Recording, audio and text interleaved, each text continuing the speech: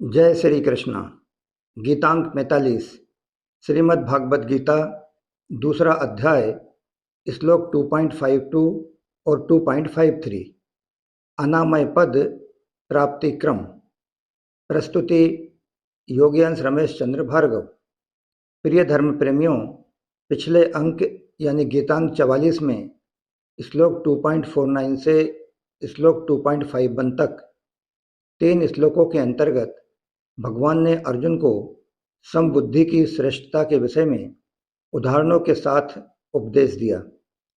इसके बाद श्लोक 2.52 से श्लोक 2.53 तक अगले 2 श्लोकों में भगवान अर्जुन को अनामय पद प्राप्ति का क्रम बता रहे हैं। आइए प्रवेश करते हैं। श्लोक 2.52। यदा ते मोह कलिलम बुद्धिर्व्यतित ऋष्यति तदा गन्तासि निर्वेदम श्रोतव्यस्य श्रुतस्य च। स्वाध्याय मनन 15 बिंदुओं में। Point number 1। यदा ते मोह कलिलम बुद्धिर्व्यतित ऋष्यति। शरीर में अहंता और ममता करना तथा शरीर संबंधी माता पिता, भाई भाभी, स्त्री पुरुष, वस्तु पदार्थ आदि में ममता करना, यही मोह है। कारण कि इन शरीर आदि में अहंता ममता नहीं है, केवल अपनी मानी हुई है। Point number 2। अनुकूल पदार्थ, वस्तु, व्यक्ति, घटना आदि के प्राप्त होने पर प्रसन्न होना और प्रतिकूल पदार्थ, वस्तु, व्यक्ति आदि के प्राप्त होने पर उद्विग्न होना। इसी प्रकार संसार अथवा परिवार में विषमता, पक्षपात, मात्सर्य आदि विकार होना, यह सब का सब कलिल अर्थात दलदल है। इस मोह रूपी दलदल में जब बुद्धि फंस जाती है तब मनुष्य किंकर्तव्य विमूढ़ हो जाता है। उस स्थिति में फिर मनुष्य को कुछ सूझता नहीं है। Point number 3। यह स्वयं चेतन होते हुए भी शरीर आदि जड़ पदार्थों में अहंता ममता करके उनके साथ अपना संबंध मान लेता है। पर सत्य यह है कि यह जिन जिन चीज़ों के साथ संबंध जोड़ता है वे चीज़ें इसके साथ सदा नहीं रह सकती और यह भी उनके साथ सदा नहीं रह सकता। परंतु मोह के कारण स्वयं की इस तरफ दृष्टि ही नहीं जाती। प्रत्युत यह स्वयं जड़ पदार्थों से अनेक प्रकार के नए नए संबंध जोड़कर संसार में अधिक से अधिक फंसता चला जाता है। Point number 4। जैसे कोई राहगीर अपने गंतव्य स्थान पर पहुंचने से पहले बीच राह में कहीं डेरा लगाकर खेलकूद, हंसी दिल्लगी आदि में अपना समय बिता दे, ठीक उसी प्रकार मनुष्य इस जगत के नाशवान पदार्थों का संग्रह करने में और उन संग्रहित पदार्थों से सुख लेने में लग गया है। इसी प्रकार यह स्वयं भी व्यक्ति, परिवार, रिश्ते नातों आदि में ममता करके उनसे सुख लेने में लग गया और इसी को मोह रूपी कलिल में फंसना कहते हैं। Point number 5। हमें शरीर में अहंता ममता करके तथा परिवार में ममता करके यहाँ बैठे थोड़े ही रहना है। इनमें ही फंसे रहकर अपनी वास्तविक उन्नति से, अपने कल्याण से वंचित थोड़े ही रहना है। हमें तो इनमें ना फंसकर अपना कल्याण करना है। ऐसा दृढ़ निश्चय हो जाना ही बुद्धि का मोह रूपी दलदल से तरना है। ऐसा दृढ़ विचार होने पर ही हमारी बुद्धि संसार के संबंधों को लेकर अटकेगी नहीं, संसार में चिपकेगी नहीं। Point number 6। मोह रूपी कलिल से तरने के 2 उपाय हैं। पहला विवेक और दूसरा सेवा। इनमें विवेक का वर्णन पूर्व में इसी दूसरे अध्याय के 11वें श्लोक से 30वें श्लोक तक कुल 20 श्लोकों में सविस्तार हुआ है। यह विवेक ही तेज होता है। यह असत विषयों से मनुष्य की अरुचि करा देता है। Point number 7। एक बार मनुष्य के मन में दूसरों की सेवा करने की व दूसरों को सुख पहुंचाने की धुन भर लग जाए, इसके बाद फिर मनुष्य के भीतर अपने सुख और आराम का त्याग करने की शक्ति आ जाती है। दूसरों को सुख पहुंचाने का भाव जितना तेज होगा, उतना ही तीव्र गति से अपने सुख की इच्छा का त्याग होगा। पॉइंट नंबर 8, जिस प्रकार शिष्य की गुरु के लिए, पुत्र की माता पिता के लिए और नौकर की मालिक के लिए जब सुख पहुंचाने की इच्छा हो जाती है, तब उनकी स्वयं को सुख आराम पहुंचाने की इच्छा स्वतः सुगमता से मिट जाती है।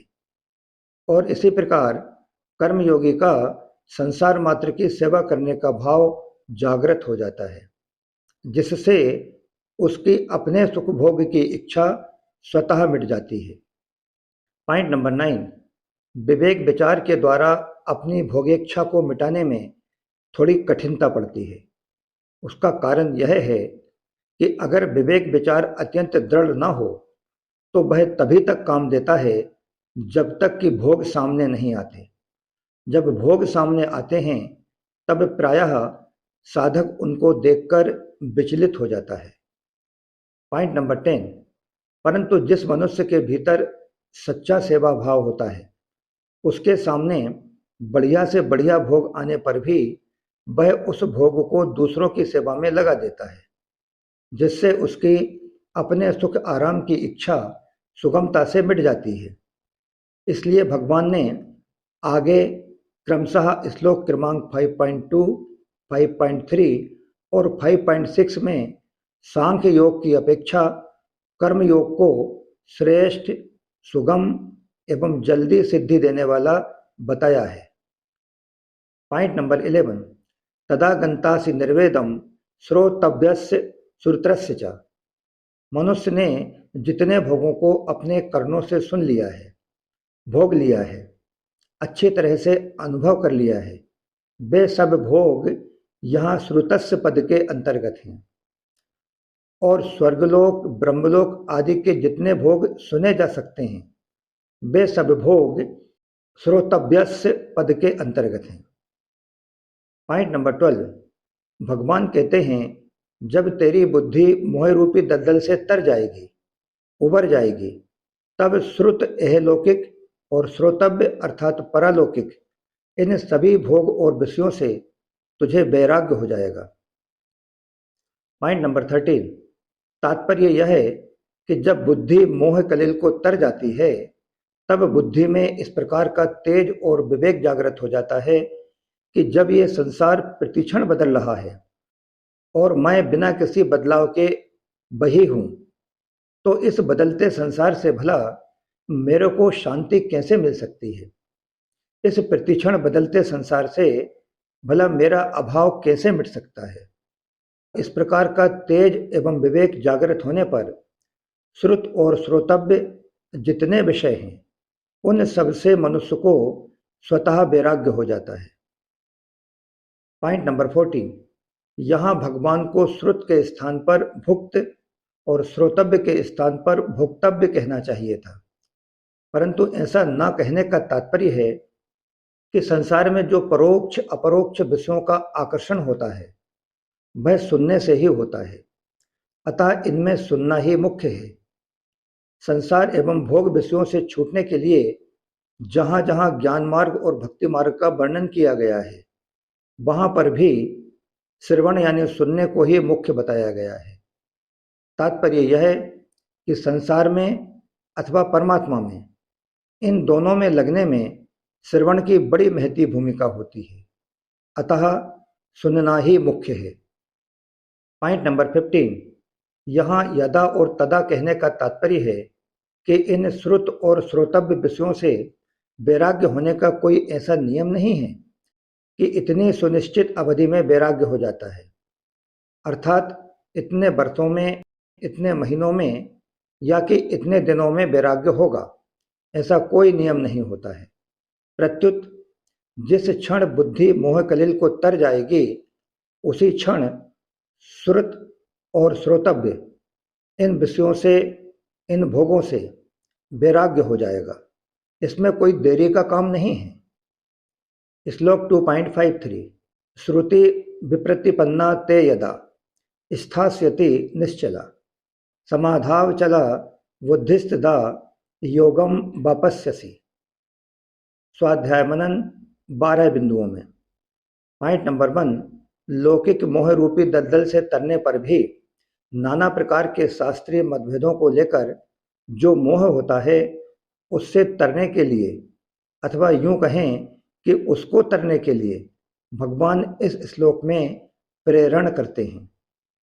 पॉइंट नंबर 2, श्रुति विप्रतिपन्ना ते यदा स्थास्यति निश्चला।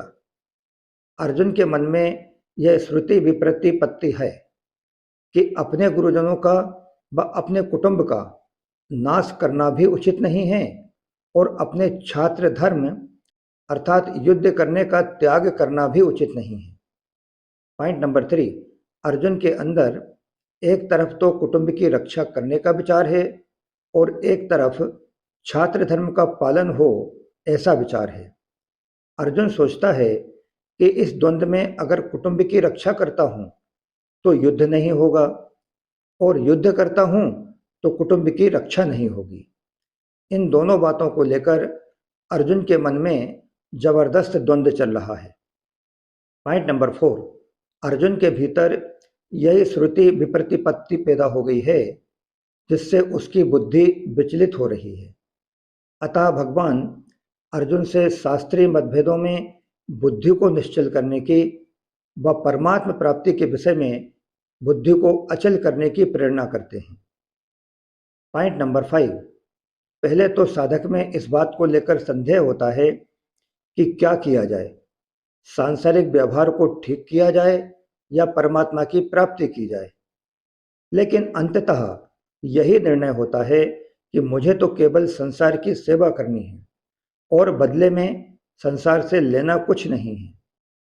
बस ऐसा निर्णय होते ही साधक की भोगों से उपरति होने लगती है, वैराग्य होने लगता है। पॉइंट नंबर 6, ऐसा होने के बाद जब साधक परमात्मा की तरफ चलता है तब उसके सामने साध्य और साधन विषयक तरह तरह के शास्त्रीय मतभेद आते हैं। जैसे मेरे को किस साध्य को स्वीकार करना चाहिए और किस साधन पद्धति से चलना चाहिए, इसका निर्णय करना बड़ा कठिन हो जाता है।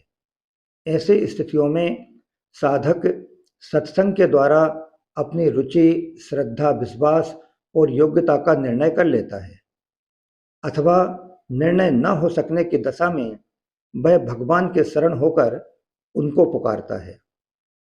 पॉइंट नंबर 7, संसार से संबंध विच्छेद करने के लिए बुद्धि निश्चल होनी चाहिए और परमात्मा से संबंध जोड़ने के लिए बुद्धि अचल होनी चाहिए। इसी बात को दूसरे अध्याय के 48वें श्लोक में समद्भम योग उच्चते पदों से उद्धृत किया गया है। पॉइंट नंबर 8, यहाँ तदा योगम वाप्स्यसि इन पदों से जो योग की प्राप्ति बताई है वह योग ऐसा नहीं है कि जैसे पहले परमात्मा से वियोग था और बाद में उस वियोग को मिटा दिया तो योग हो गया। प्रत्युत असत पदार्थों के साथ भूल से माने हुए संबंध का सर्वथा वियोग हो जाने का नाम योग है।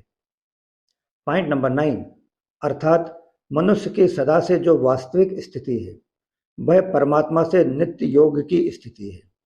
उस स्थिति में स्थित होना ही योग है। वह वास्तविक स्थिति ऐसी विलक्षण है कि उससे कभी वियोग होता ही नहीं है। नित्य योग की उस स्थिति से वियोग होना संभव ही नहीं है। पॉइंट नंबर 10, परमात्मा से नित्य योग की स्थिति में संयोग, वियोग, योग आदि कोई भी शब्द लागू नहीं होता है। केवल असत से माने हुए संबंध के त्याग को ही यहाँ भगवान ने योग की संज्ञा दे दी है। पॉइंट नंबर 11, यह योग वास्तव में नित्य योग का वाचक है। इस नित्य योग की अनुभूति सेवा कर्मों के द्वारा की जाए तो कर्मयोग और विवेक विचार के द्वारा की जाए तो ज्ञान योग कहलाता है। प्रेम के द्वारा की जाए तो भक्ति योग और संसार के लय चिंतन के द्वारा की जाए तो लय योग कहलाता है, तथा प्राणायाम के द्वारा की जाए तो हठ योग और यम नियमादि 8 अंगों के द्वारा की जाए तो अष्टांग योग कहलाता है। Last one, point number 12। इस प्रकार श्लोक 2.52 और श्लोक 2.53 इन दो श्लोकों के अंतर्गत भगवान द्वारा अनामय पद प्राप्ति के लिए किए गए सुंदरतम वर्णन के साथ ही गीतांक 45 यहीं समाप्त होता है। इसके आगे श्लोक 2.54 में अर्जुन भगवान श्री कृष्ण से मोह कलिल और श्रुति विप्रतिपत्ति दूर होने पर योग को प्राप्त हुए स्थिर बुद्धि वाले पुरुष के विषय में प्रश्न करते हैं। वह श्लोक 2.55 से 2.57 तक इन 3 श्लोकों में भगवान अर्जुन के प्रश्न का समाधान करते हैं। इस प्रकार उक्त 4 श्लोकों के साथ अगले अंक यानी गीतांक 46 में आपसे पुनः संसर्ग होगा। जय श्री कृष्णा। योगी अंश रमेश चंद्र भार्गव।